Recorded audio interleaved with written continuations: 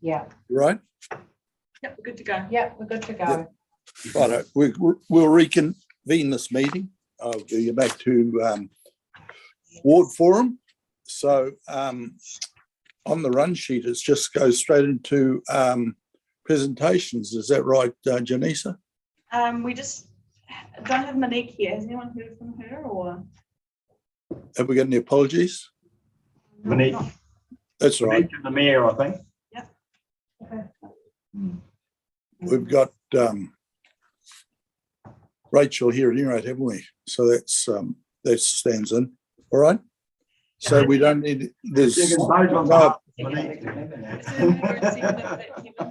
no apologies. All right.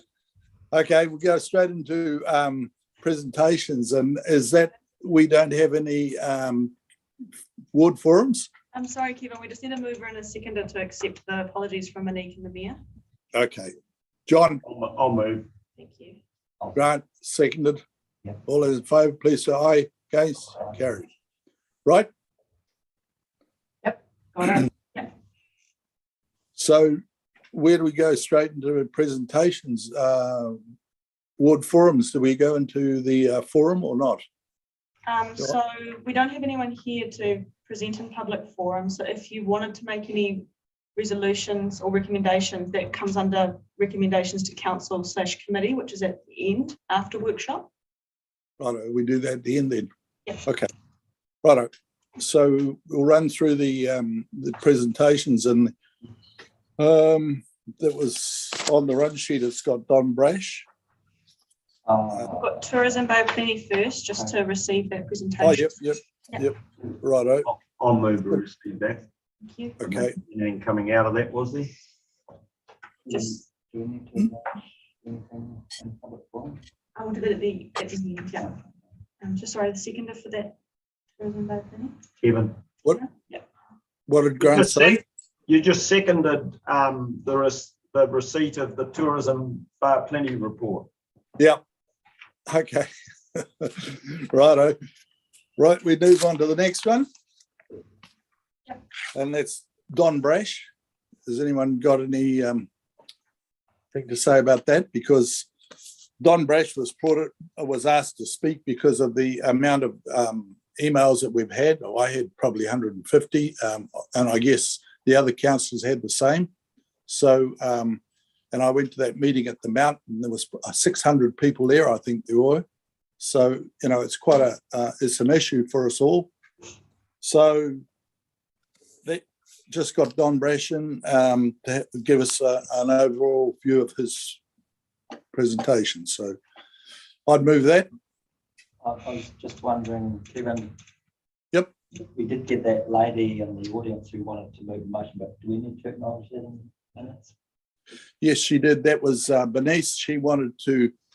She put a move in that we revisit the $15,000 that we didn't approve. It was a split decision in council, and she wanted us to. I don't think that's what she actually asked. No, she asked my council to put a motion to. No. As you moved, we said we couldn't accept that. She said she did say revisit. Revisit. Yeah. Well, that's in the last sentence on the Don Brash paragraph. Well, that's what she wanted to revisit. Is that all we need to acknowledge it in that manner? Should be sufficient. All right. Well, we're constantly monitoring that situation as it's evolving as a council. Is that not correct? Well, Rachel. We've just had Kevin this morning. We've just had Kieran McAnulty, the Associate Minister of Local Government and Transport, has been here and talked. Particularly, well, we really only had time to talk about those two issues, transport and water. Yeah. All right. So well, I can't hear what Grant's saying. No, we've made requests to the minister. How should I word that? Can I ask James to help me here because you were there? Or or Mark.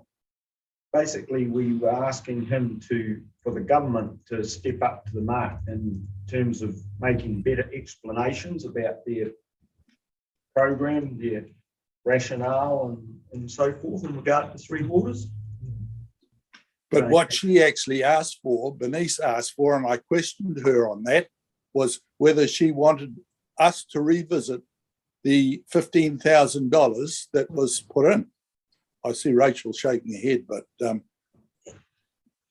what do you think, Rachel? Through you, Mr. Chair, what I heard from that, I think that there's a couple of things that we need to have reflected in the minutes. Firstly, that procedurally, a member of the public cannot move a motion. Yep. So I think that does need to, because if this lady in attendance was to read the minutes, I think she needs to see that there's an explanation in there as to why she wasn't able to move a motion from the floor. Well, you explained that note 9. Yeah. Yes, we did, but it does need to be reflected in the minutes. And secondly, my interpretation of her request was that that she wished to move a motion, but failing that, was urging council to reconsider the entire Three Waters transition or reform program, which I think it needs to be noted that is not within council's jurisdiction to determine. But that's it. Oh, so you finished? Noting that there's legislation before the House currently to give effect to the transition program, but that council is intending to submit to the Water Services Entity Bill, and encourages members of the public to do so, to make their feelings known on the proposal as well. If Janice is keeping up with all that, I think we should add to that the Associate Minister this morning gave us an outline of the dates. I can remember the 11th of November. I can't specifically recall what was happening on the 11th of November, but he... Yeah, so he did give us an outline, and we'll get that from his secretary in due course as to what government's program is going forward and our continued opportunities to feed into that. Okay. And I think our submission deliberations, we did make some suggestions about how we could protect the ratepayers who are concerned about being charged under the reform. All right. Reflect that, but I think we've made some positive suggestions in our submission. That's probably what we need to say. All right. So we'll have a mover and a seconder that we are looking at that. John, would you second that? Yep. Okay. All those in favour, please say aye. Okay. Aye. Carried. Right. Next on the agenda is Sergeant Mike Owens. He gave us a fairly good rundown on what's happening with our local community. So has anyone got any questions or anything they'd like to discuss in there? Probably one of the biggest issues we've got in our area is the boy races, which, I guess as he explained it, you get 800 or 1,000 people in a gathering. It's pretty hard for 3 or 4 or a half dozen cops to deal with. So I think that it needed to be noted, though, and if the people are watching this, it would be good for them to realise what is happening. So I'd like to note our disappointment that the police aren't able to do more to enforce the law in terms of groups congregating and impeding road traffic and so forth. Yeah, I think Mike's comment about the inability to actually police a large gathering just simply because they don't have the staff numbers to deal with that situation. Yeah, I think it probably falls on the police's shoulders that they need to start policing this. If they don't, we're going to run into problems, because these guys are going to be the policemen themselves, where they do as they like. and we have to accept it. So when they start blocking our roads off, we have got problems. So, but I think that he got the message the other night that we had a problem, and maybe we should look at that further. So that would be my suggestions at any rate. And is there anything else in his?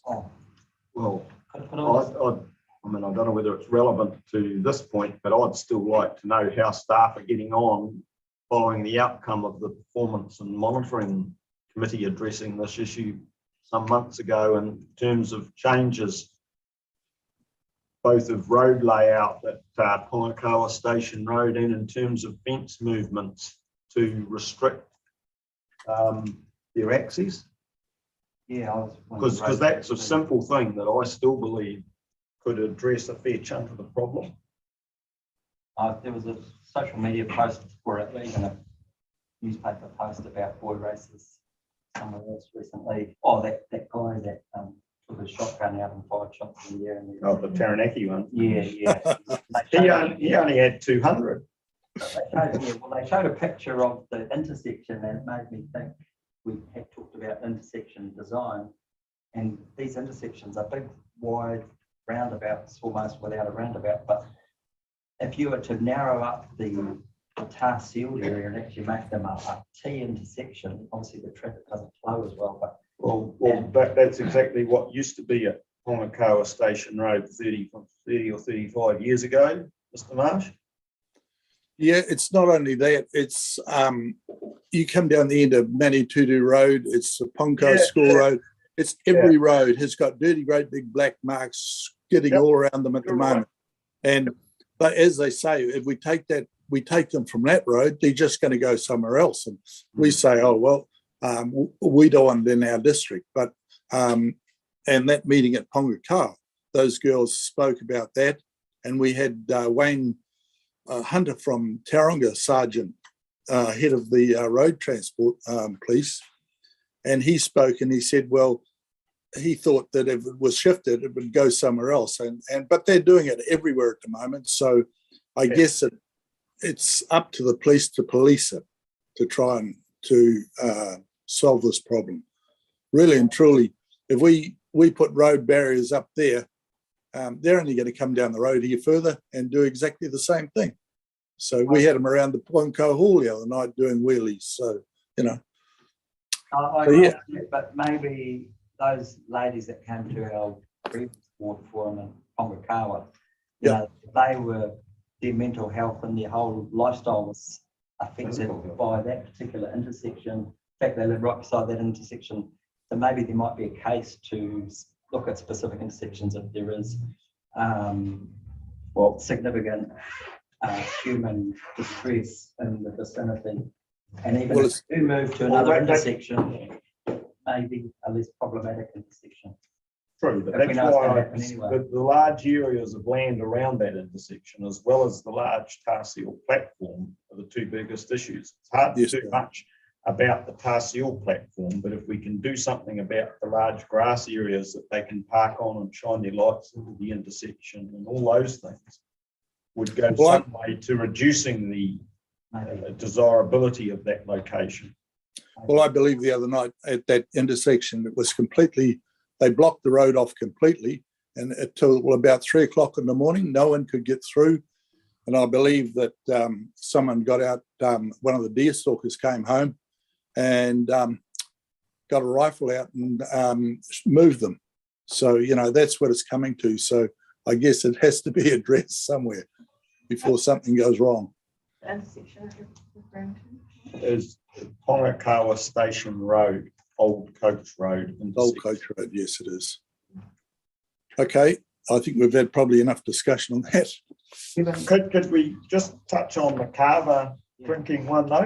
Because that's quite a big issue. And there was a meeting in Te Puke, Richard Crawford facilitated a week or so before with lots of industry, pack house, employer groups and the police, and Mike Owen referred to that on the night. But I know David Pearce was there and there was some talk there well, just after, not at the not in the meeting, but afterwards, just for the background, we had some discussions, and one of the suggestions was maybe we could help facilitate some managed gatherings to drink kava in the parks or something. And while it has one merit in one hand, hearing some of what was said the other night, I think we need to be cautious about moving into that space. Very well meaning, but I mean, you'll recall I read that article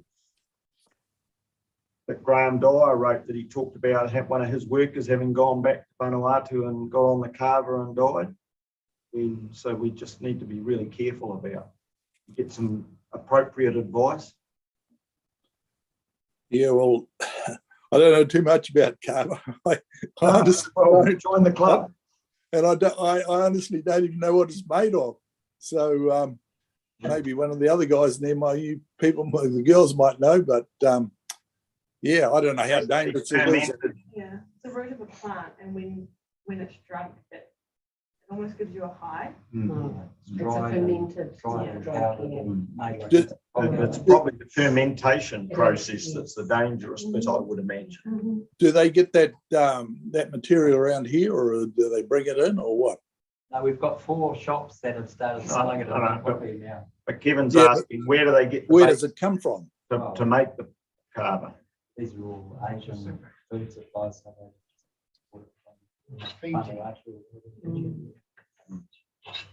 All right.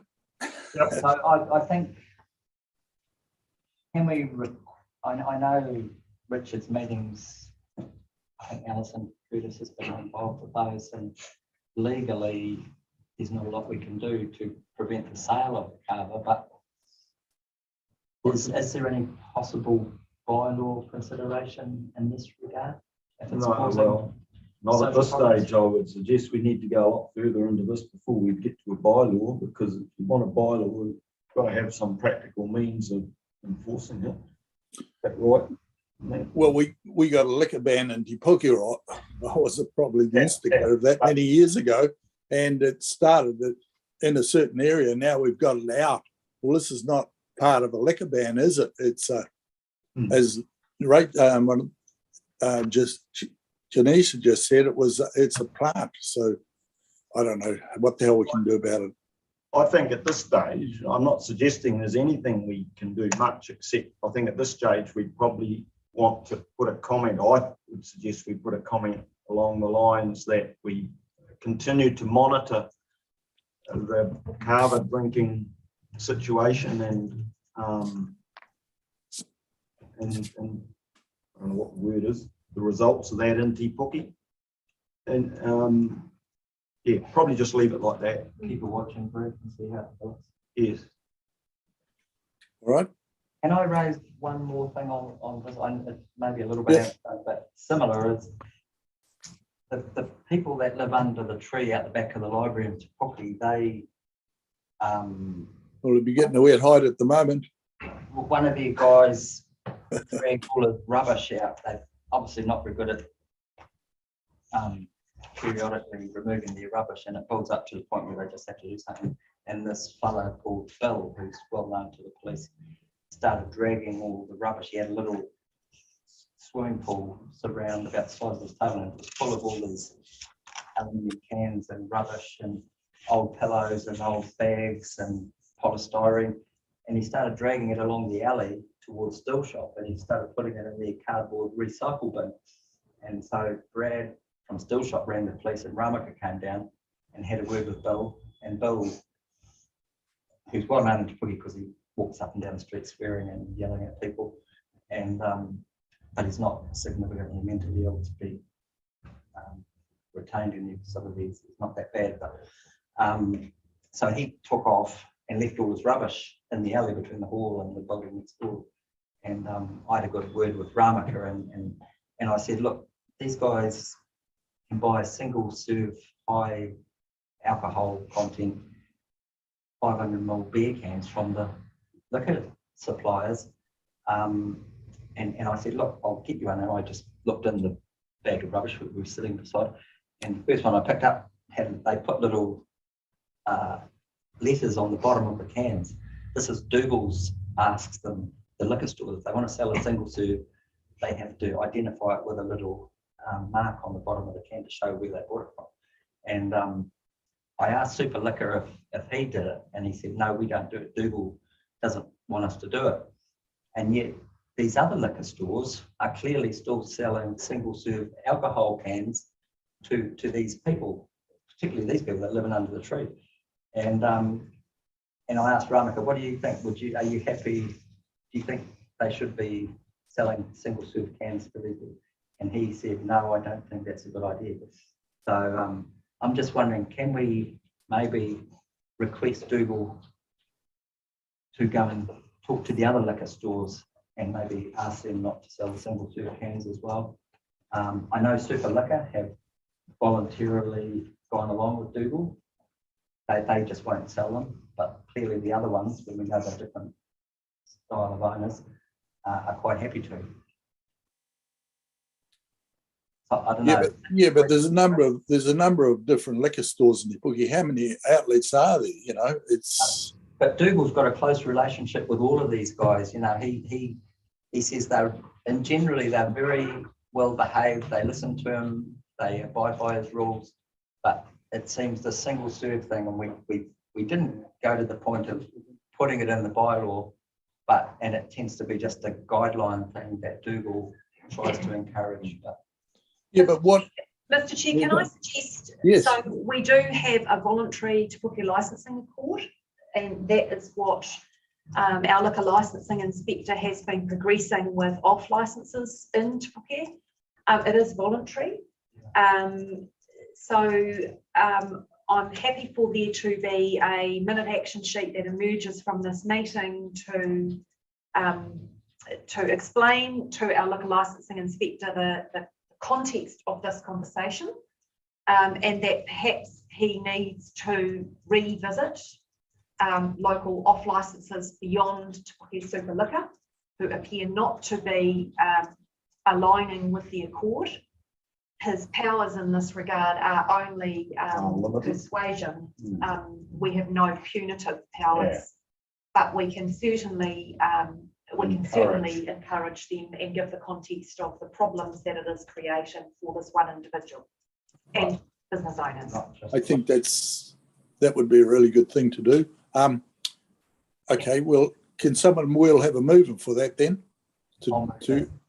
Yep, and I'll second it. Just before we move on, could I just clarify? So that was one you just said now, Rachel, a recommendation. And can I just clarify the other ones that came out of that presentation? So were there any more other than that? There are a couple of suggestions that you've all made. The watching brief on the carbon consumption. Thank you. Yeah. And then I think sorry, Mr. Chair, I think there is a need to just capture, in terms of the discussion around boy races, a reminder following the resolution of the Performance and Monitoring Committee. We have to find a date of that meeting. So council seeking an update. Probably. Might be an update on the actions that were agreed through that meeting in an attempt to address boy racer problems. Congregation issues. Congregation we can't issues. Stop the boy racer when you don't, but we can limit their ability to congregate through road design. So that was a public 31st March. Public forum. So we're having a resolution that we can have that. Well, there wasn't a resolution, but there were discussions subsequent to the meeting with the transport. But the next performance monitoring is 4th of August. Maybe we could have a report and performance monitoring. Well, we could address that meeting then. Is that all right, Rachel? Yep, that's fine, Mr. Chair. I can make sure that is passed on to our transportation manager. Okay, thank you. Got a mover in that for that, or will be moved it and seconded? Yeah, that was Grant, and then yourself, Kevin. 31st. Thank you. Say Righto. Yeah. We'll move on to the next one, and that's Western Bay of Plenty this museum, Paula. So has anyone got any comment on that? I think she gave a pretty good presentation, and they're looking at trying to get one into Te Puke. So, yeah. We probably need to note her request for council to consider space when there's an upgrade to the Te Puke Libraries Service Centre area. Strongly endorse that as a strong recommendation to be considered in design. Okay. That's So the way out. We've got to deal with Waihi Beach first. you move that, John? Yes. Grant? Seconded? Yep. All those in favour, please say aye. Against? Aye. Carried. Right. Grant, your pathway group. Is there any discussion about that? I think we had a pretty good discussion about the other night, and it was everyone got, you know, where we were with it. I think I don't know if I've got conflict of interest, but if certainly Gary Ellis has been trying to get us on the agenda for the next Performance and Monitoring Committee to present that strategy to Performance and Monitoring, all the councillors, so that it can be adopted alongside the Western Bay Walking and Cycling Action Plan. So it's really been a case of ticking the boxes on consultation. Well, you probably have got a conflict of interest, so John will move it and I'll second it. All those in favour, please say aye. Against? Carried. Righto. Mark Boyle. He just gave a presentation about Te Puke, and as he normally does, he's done it for the last 6 years. And yeah, so is there any discussion on that? None. Straightforward as well. Beg your pardon? I thought it was fairly straightforward. Yep. I don't think he was particularly asking for us to do anything. He was just reporting, really. Yep, that's what he normally does, doesn't it? Yeah. So, okay, I'll move that. John, you second it? Yep. Right. Right. I think that's the end of the presentations. So, right, Janisha, you said that we had to address something at the end. No, it's just if you wish to make any recommendations out of public forum, you could do that under recommendations to council/committee. But if there was nothing, then we can just. Well, does any of the councillors wish to bring anything up? Well, Craig Hago talked about the tennis courts, and he did ask if council could bring the money forward from next year's budget. I'm not familiar with the details, but he seemed to think there's money available for the tennis courts in next year's budget. And rather than, have we done that through the but also rather long-term and annual planning process. Rather than tar seal it or asphalt it, he would prefer to use a compacted front space. And well, I think they can negotiate that with staff as the construction plans develop, can't they? Can we just make a note? I don't think that's for us to get involved in the detail of how. No, it's not. We approve right back from the beginning when those tennis courts were taken and put that the action building was put on there. There was $78,000, I think, that was put in at that stage from the council, and I think, if I remember rightly, the other day it was about $98,000 that the council are holding for those tennis courts. So with the amount of work that can be done by locals, the groundwork and that, it will go a long way towards it to having our, 2 tennis courts brought back, because originally that was when the action centre went on there, that tennis court were to be put back for the general public. So that's how it's happening. It's been a long time, but it needs to be done now. So I think John, you would know as much as, well, you don't know as much as I do probably about it, but it's been there a hell of a long time. So going back. I know the general drift. Going back even 10 years, the request seemed to be they wanted to make it dual purpose to be used as a hockey pitch as well. Yes, but that is a considerable amount more money.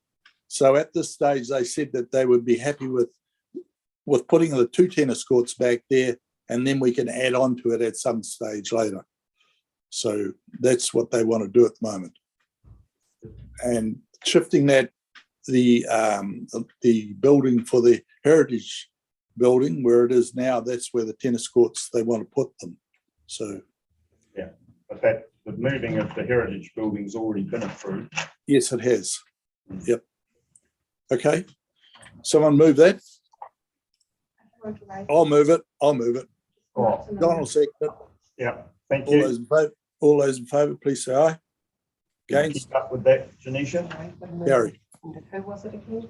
Kevin I moved, did. I seconded it. And that That was- we Around the Konakawa School and the tennis courts. yeah, that we try and move that money forward if we can and bring it into the next year's budget. Already been decided on. Okay. All right. So the So other is one, anything else? Mike Marson, but I think all his requests are already in train, aren't they? Yes. Yeah, okay. All right, someone move that one. Grant, Yep. John? All those in favour, please say aye. Aye. Against? Carry. Thank you, people. We'll adjourn, call this meeting over, and I can see Rachel laughing. That wasn't me. Aye?